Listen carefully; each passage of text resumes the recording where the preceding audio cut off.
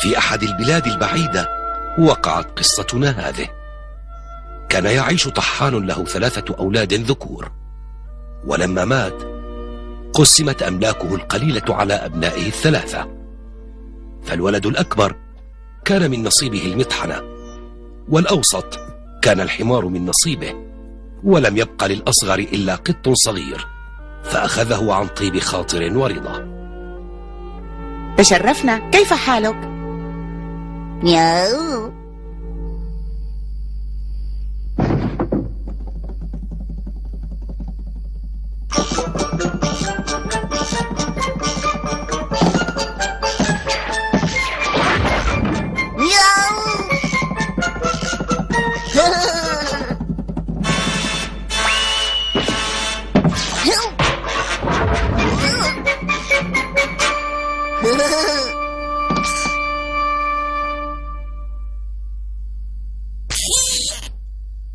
هل ظننت أيها الفار أنك تستطيع الهرب مني؟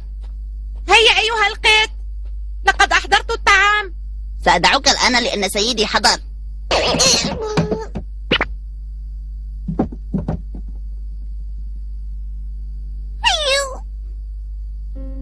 تفضل طعامك أيها القط.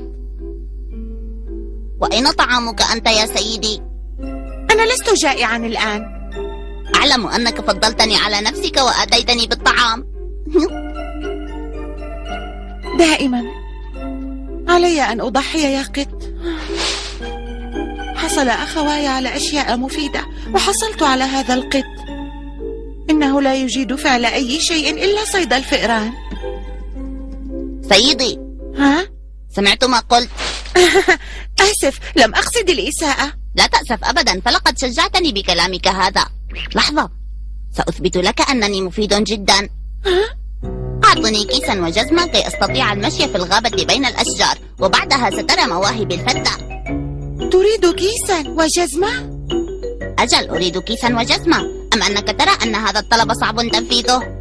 هيا لا تتردد، وسترى أنني مفيد جدا لك يا سيدي. وأحضر ماهر للقط الذي لا يجيد إلا صيد الفئران كيسا وجزمة ليرى ما الذي سيفعله بهذا الطلب الغريب.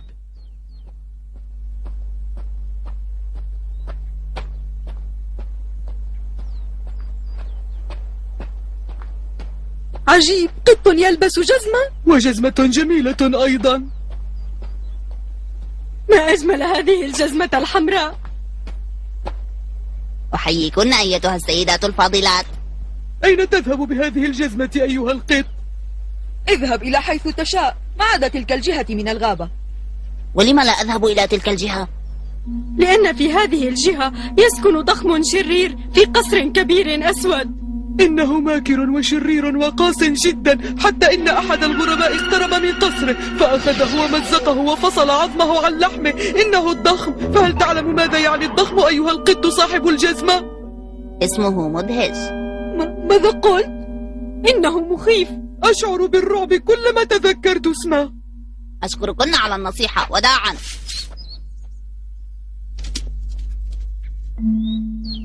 هل سأثبت لسيدي أن حظه من إرث أبيه كان الأوفر؟ خجلي سيكون لا حدود له إن رجعت أمامه عن الوعد الذي قطعته له بأنني مفيد جدا وأجيد أشياء كثيرة.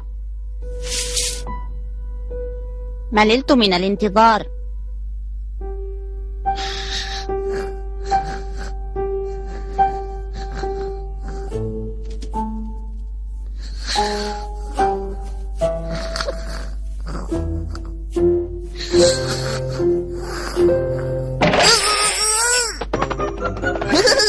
نجحت خطتي الذكية.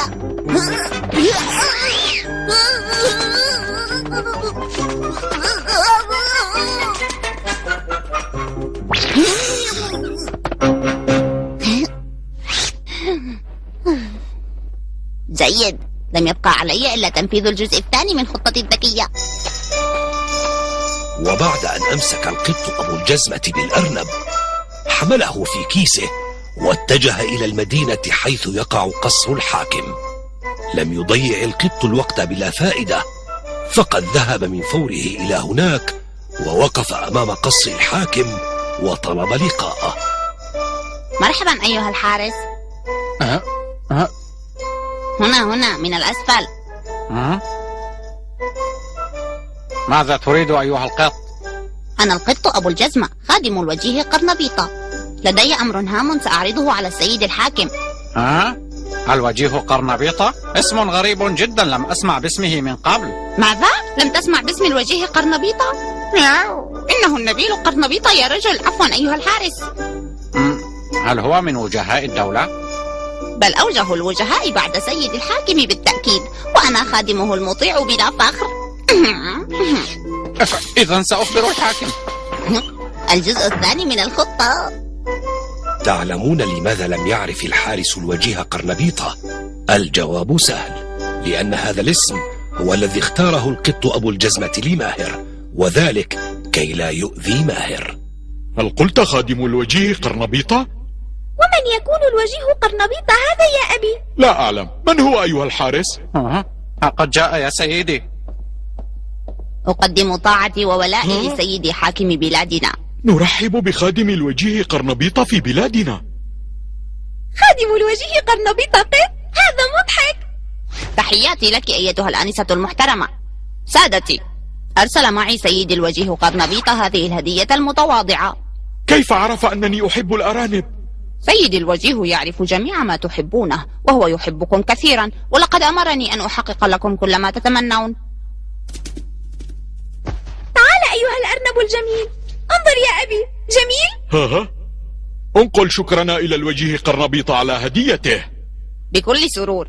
سوف يفرح سيدي كثيرا عندما يعلم أنكم قبلتم هديته المتواضعة. أبلغ الوجيه قرنبيطة تقديري الخاص للطفه. سأبلغه بتحياتكم الحارة.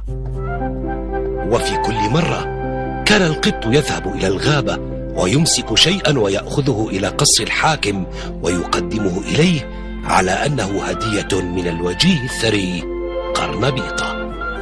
نتعبك بإحضار الهدايا من الوجيه قرنبيطة، فشكرا لك وله. تعبكم راحة، وأنا مستعد لفعل أي شيء تطلبونه يا سيدي الحاكم. إذا كان الأمر كذلك نريد أن نلتقي به. صحيح يا ابنتي؟ إنه واجبنا. نريد معرفته. حسنا، أنا متأكد أن هذا الأمر سوف يسعد سيدي الوجيه قرنبيطة. أين يذهب هذا القط كل يوم؟ تصرفاته غريبة جدا. مرحبا، لم يبقى إلا القليل لأحقق النجاح لك. أنت تحلم.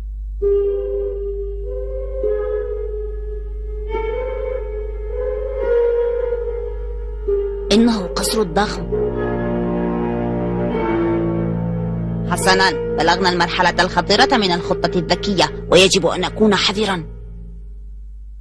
وفي يوم العطلة أخذ الحاكم ابنته إلى ضفة النهر للتمتع بالأشجار والأزهار والرياحين التي تتفتح هناك.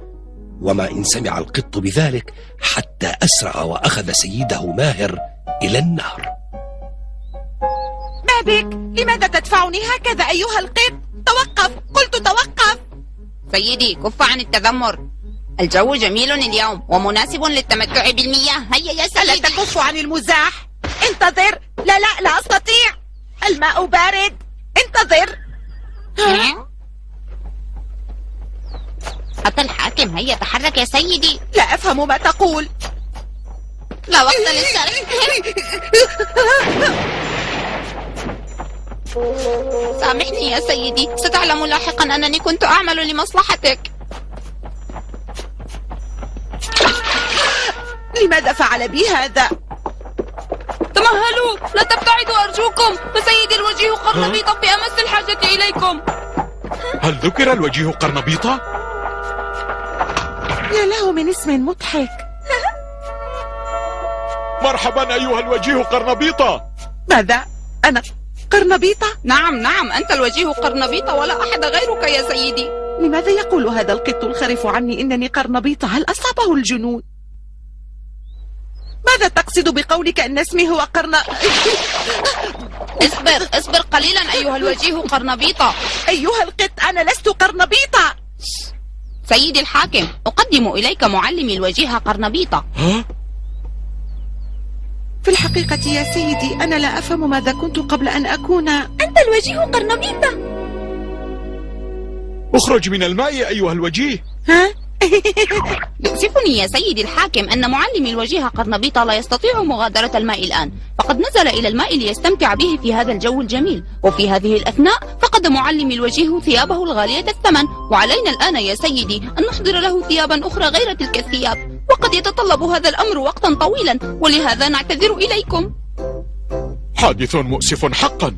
أحضر للوجيه قرنبيطة ملابس فاخرة أيها الحارس. حاضر سيدي.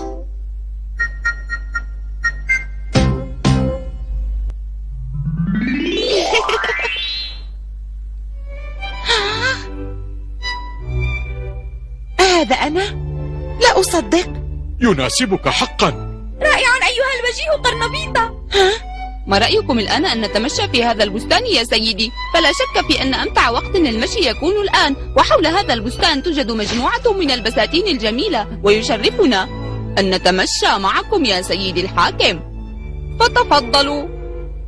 أنا موافق أن نتمشى. لقد أوقعتنا في ورطة كبيرة. ماذا قلت أيها الوجيه؟ أنا أتمشى؟ ها؟ الآن سترى الجزء الآخر من خطتي الذكية. أنا سأمشي أمامكم وسأدلكم على الطريق بنفسي يا سيدي الحاكم، فاتبعوني. كيف سأتخلص من هذه الورطة؟ مشى ماهر برفقة الحاكم وابنته على الهضاب الخضراء، وكان القط أبو الجزمة يسير أمام عربة الحاكم ليدلهم على الطريق كما زعم. في الطريق إلينا عربة كبيرة يا رجال. ترى لماذا أتت هذه العربة إلى هنا؟ مرحبا أيها السادة. ماذا تريد أيها القط؟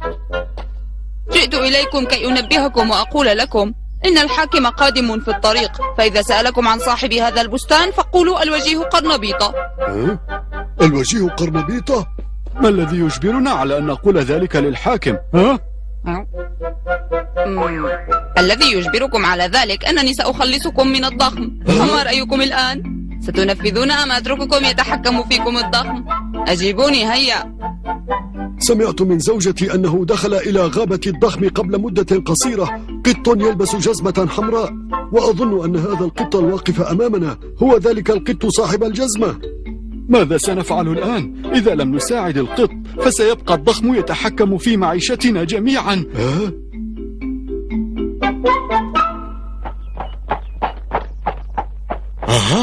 ما أجمل هذا البستان. إن زهوره جميلة.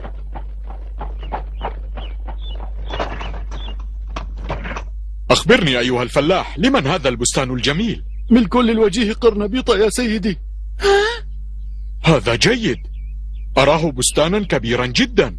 هذا صحيح، وللوجيه قرنبيطة قط ذكي جدا يلبس جزمة حمراء. كل هذا من تدبيرك أيها القط الذكي. أنت محظوظ جدا بهذا القط يا قرنبيطة، أنت تستحقه. أشكرك على هذا الإطراء يا سيدي الحاكم. هيا اتبعوني سأدلكم على الطريق. واستخدم القط أبو الجزمة الحيلة نفسها في كل الأماكن التي زارها الحاكم، وكل الناس يقولون إن هذا ملك للوجيه قرنبيطة. فازداد الحاكم فرحا وسعادة لأنه قد عرف هذا الوجيه الشاب والثري قرنبيطة، وكانت ابنته لا تقل سعادة عن أبيها. أنا في منتهى السعادة والفرح لأنني قد التقيتك أيها الوجيه، ولكن قل لي لماذا اسمك قرنبيطة؟ سلي القط.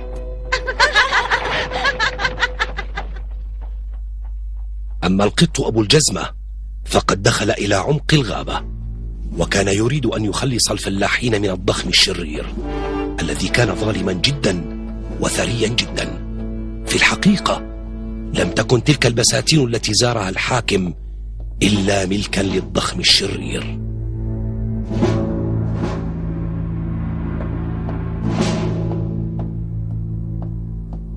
وصلت أخيرا إلى قصر الضخم الشرير. ما هذا الصوت المزعج؟ إنه مخيف. علي أن أكون أكثر شجاعة، وعلي أن أخلص الفلاحين كما وعدتهم.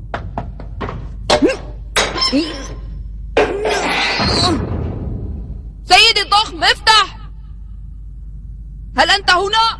افتح من فضلك.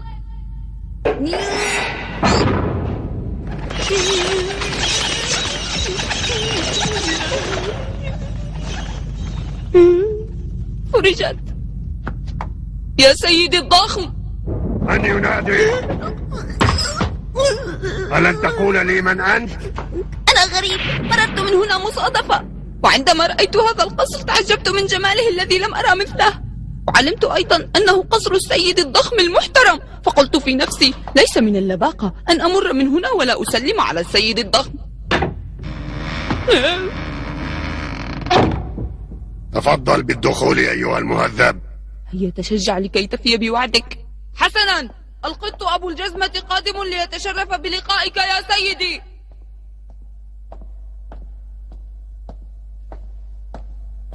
القصر مظلم جدا، فكيف سأجدك؟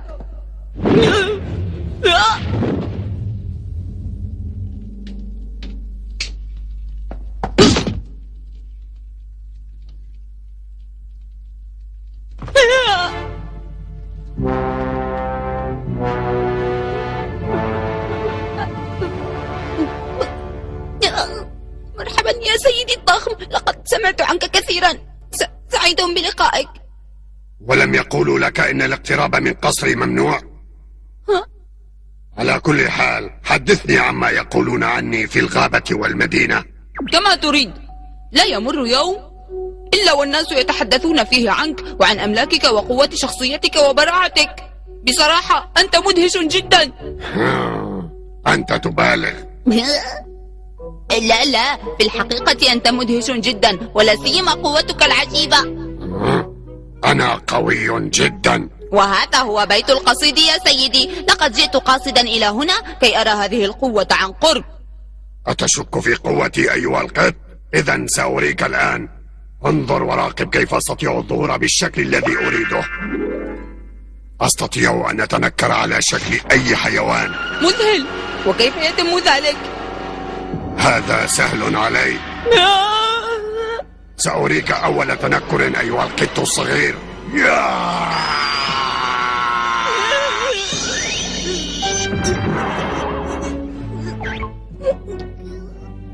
والآن أيها القط كن مستعدا وانتبه جيدا، لأنني سأبدو لك شيئا كبيرا جدا.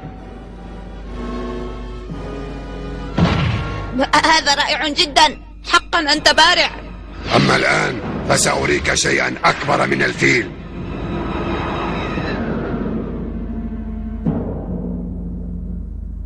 كيف وجدت قوتي أيها القط؟ أهنئك، فهي رائعة وجيدة وممتازة.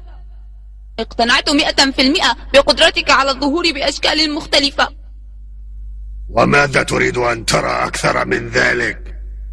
لحظة، لا، ليس هذا كل شيء. ماذا؟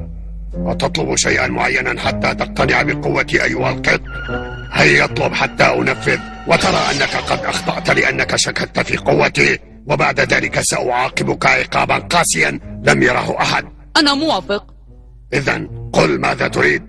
أريد شيئا صغيرا، فهل تستطيع أن تظهر على شكل شيء صغير جدا؟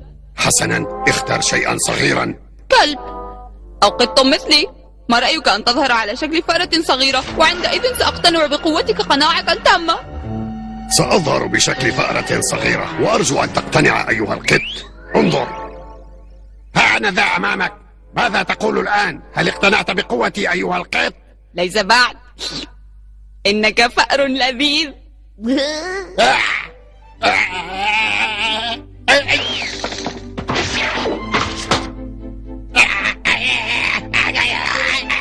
سأكلك الآن. أكل القط أبو الجزمة ذلك الشرير بعد أن خدعه وجعله يظهر بشكل فأر صغير. عند ذلك ذهب الدخان الأسود من أجواء القصر، ونبتت الأشجار والرياحين من جديد، وتحول القصر القبيح إلى مكان جميل. هذا القصر كبير وجميل وواسع جدا. من يملكه يا ترى؟ أهلا بكم في قصر الوجيه قرنبيطة. ها؟ ماذا قلت؟ هذا القصر للوجيه قرنبيطة؟ تكلم. نعم يا سيدي الحاكم. أتعيش وحدك في هذا القصر؟ في الحقيقة أنا مرحبا بعودتك إلى قصرك.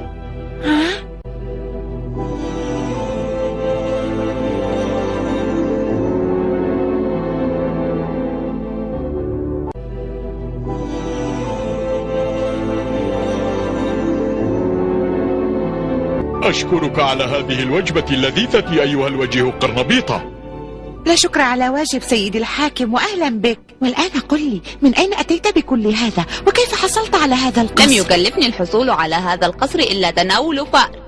أمسكته بيدي هاتين ثم وضعته في معدتي لأصير خادم الوجيه وتصير أنت الوجيه قرنبيطة. وهكذا صار ابن الطحان الصغير وجيها، ولصق به ذلك الاسم الوجيه قرنبيطة، ثم تزوج بابنة حاكم البلاد. أما القط أبو الجزمة فصار قطا وجيها أيضا، وصار يأكل اللحم المشوي، ولم يعد يصطاد الفئران إلا في أوقات فراغه.